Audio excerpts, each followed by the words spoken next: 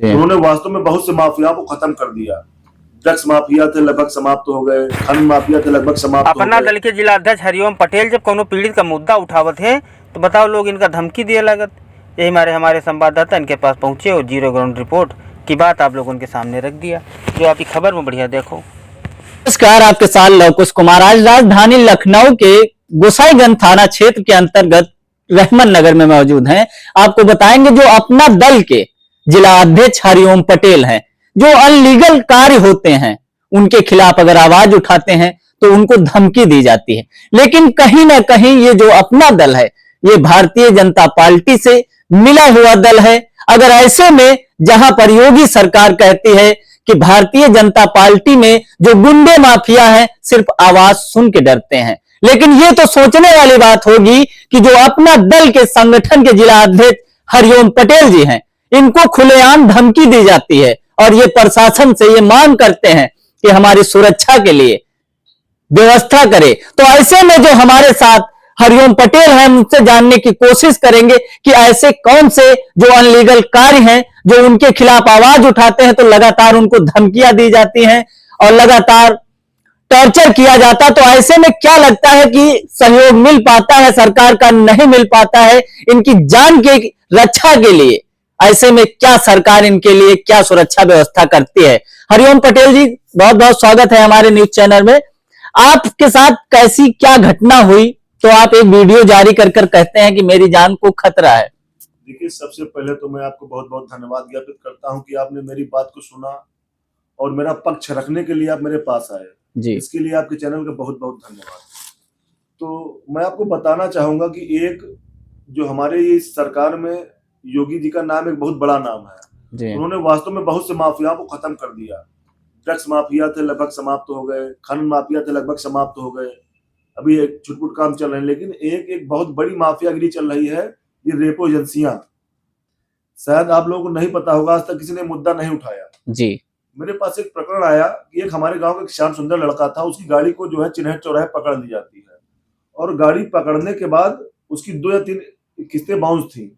गाड़ी पकड़ने के बाद उसे गाड़ी छीन ली जाती है और गाड़ी यार्ड में बंद कर दी जाती है और 5 दिन बाद उसके पास फोन आता है कि ऐसा है, तुम्हारी गाड़ी को हमने ऑप्शन में डाल दिया, अगर चाहो तुम्हारा 75,000 रुपया क्या नाम है बकाया है, 25,000 में छुड़वा दूंगा और 5,000 रुपये तुम्हें मुझे देने पड़ेंगे।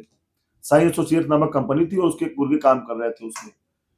तो उसने बेचारे ने 5,000 रुपये ट्रांसफर कर दिए और 15 दिन बाद फिर फोन आया कि अब वो बचे वाले 25,000 रुपये दे दो तो मैं आपको जो है आपकी गाड़ी वापस कर देता हूँ। उसने 15 दिन बाद वो 25,000 रुपये भी डाल दिए, मैंने 30,000 रुपये उसने दे दिए और अब वो टालते रहे लगभग 1 महीना बीत गया। अच्छा, ऐसे में जो ये गाड़ी आप पकड़ते थे तो ये गाड़ी पकड़ के कहां पर खड़ी करते थे और कैसे किस तरीके से लोगों को डील करने का काम करते थे? देखिए, इनका काम ये है कि ये अपनी एक कार होती है इनके पास, इसमें कोई नंबर नहीं होता, इसमें 8-10 लड़के नए गुंडे टाइप के होते हैं। ये रेपो एजेंसियों के लड़के होते हैं, इनके पास ना डीआरए का सर्टिफिकेट होता है ना इनका पुलिस वेरिफिकेशन होता है जी। और मैं पहले तो बताना चाहूंगा कि ये रेपो कंपनियां हैं क्या। जैसे साई एसोसिएट हो गया, अवध रिस्क मैनेजमेंट हो गया, ये लोग क्या करते हैं, ये बैंक और कस्टमर के बीच की थर्ड पार्टी है। बैंक पैसा जब वसूल नहीं पाती है तो इन गुंडों को हायर करती है रेपो एजेंसी के नाम पे, उनसे पैसा वसूलवाती है कस्टमर से, मतलब कि मानवाधिकार का हनन। ये अगर आप सपोज करो आप परिवार साथ जा रहे हो और आपकी गाड़ी की एक किस्त बाउंस हो गई तो ये आपको किसी भी चौराहे पे मिल जाएंगे 10 लड़के और 10 लड़कों के सामने आप क्या कर लोगे?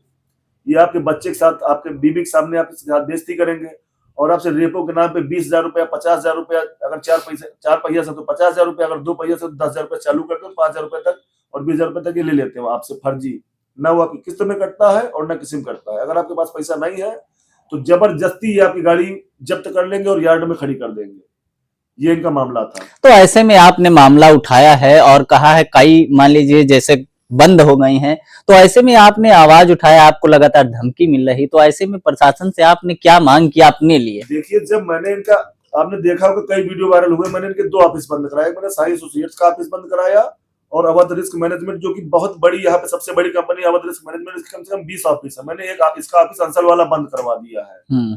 तब से लगातार ये दबाव बनाए हुए हैं कि हमारे फला ऑफिस चले आओ तुमको देख लेंगे, धमाके ऑफिस चले आओ देख लेंगे, तुम्हारे साथ ये कर देंगे वो कर देंगे। हालांकि फोन रिकॉर्डिंग नहीं हो पाई, लेकिन इनका जो है इनके कुछ मैसेज जो है मेरे पास, मैंने सोशल मीडिया पे प्रकाशित किए जी। और कहीं ना कहीं एक जननायक, एक जननेता होने के नाते मैं पब्लिक की आवाज उठाता हूं कि भाई किसी के साथ गलत काम ना हो, किसी के मानवाधिकार का हनन ना हो। आप जबरदस्ती किसी को बीच चौराहे पे बगैर किसी सरकारी लीगल नोटिस के आप किसी गाड़ी नहीं छीन सकते, ये आरबीआई गाइडलाइंस है। तो जब रेपो एजेंसियों को लगता है कि ये व्यक्ति हमारा काम धंधा बंद करा देगा, और मैं बता दूं इनके बारे में कि ये 2.5 से 3 करोड़ रुपए का महीना का इनका जो है इनकम है। जिसका 2.5 से 3 करोड़ रुपए महीना मर रहा हो, वो मेरे साथ क्या कर सकता है। तो कहीं ना कहीं मेरे अंदर भी डर था। मैंने शासन प्रशासन, मैंने प्रमुख सचिव गृह, डीएम लखनऊ और एसीपी दक्षिणी, मैंने सबको फोन किया। अच्छा, ऐसे में लगता है जो ये अपना दल है, भारतीय जनता पार्टी से जुड़ा हुआ दल है, तो ऐसे में क्या लगता है कि आपकी सुरक्षा मिल पाएगी आसानी से? देखिए, ये मेरा मुद्दा नहीं है कि अपना दल या भाजपा मुझे ये सुरक्षा देगी कि नहीं सुरक्षा देगी, लेकिन ये मेरा मानवाधिकार है कि अगर मुझे अपनी जान की सुरक्षा चाहिए तो मैं अपना अधिकार मांग सकता हूँ। इस वजह से एक जिला अध्यक्ष होने के नाते मैंने अपने गुहार की है अपने उच्च अधिकारियों से कि भाई मुझे इन माफियाओं से बचाने हो तो भाई कहीं भी मेरी। लेकिन जिस तरीके से भारतीय जनता पार्टी में मुख्यमंत्री योगी आदित्यनाथ कहते हैं कि बिल्कुल जीरो टॉलरेंस पर भारतीय जनता पार्टी काम करती है और गुंडे माफिया पूरी तरीके से खत्म हो चुके हैं और भ्रष्टाचार खत्म हो चुका है, तो ऐसे में क्या लगता है कि भ्रष्टाचार खत्म हुआ है कि इसका और बढ़ावा मिल रहा है?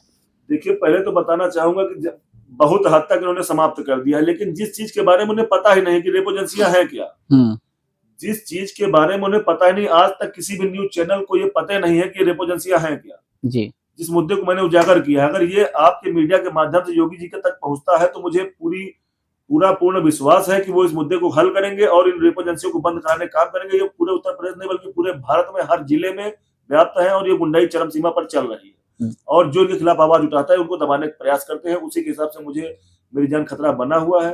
मैं योगी जी से भी कहना चाहता हूं, मैं प्रमुख सचिव गृह से भी कहना चाहता हूं कि मुझे सुरक्षा व्यवस्था की दृष्टि से, मेरी सुरक्षा व्यवस्था की दृष्टि से काम किया जाए, ताकि मेरा भी परिवार है और चूंकि मैं जिला अध्यक्ष हूं तो कहीं ना कहीं मेरा भी मानवाधिकार है कि मुझे सुरक्षा प्रदान की जाए। धन्यवाद। देखिए, जिस तरीके से रेपो कंपनियों के बारे में हरिओम पटेल ने बताया, तो ऐसे में क्या लगता है कि इन कंपनियों पर जिस तरीके से इनकी जान का भी खतरा है और इन्होंने इतना बड़ा मुद्दा उठाया कि लोगों को पता ही नहीं कि ये है क्या चीज, लेकिन ऐसे में तो देखने वाली बात होगी कि प्रशासन इन कंपनियों पर किस तरीके से कार्रवाई करता है और किस तरीके से ये माफियागिरी खत्म करता है। ये तो देखने वाली बात होगी कि इन पर कितनी जल्दी कार्रवाई होगी। नमस्कार, आपके साथ लव कुश कुमार।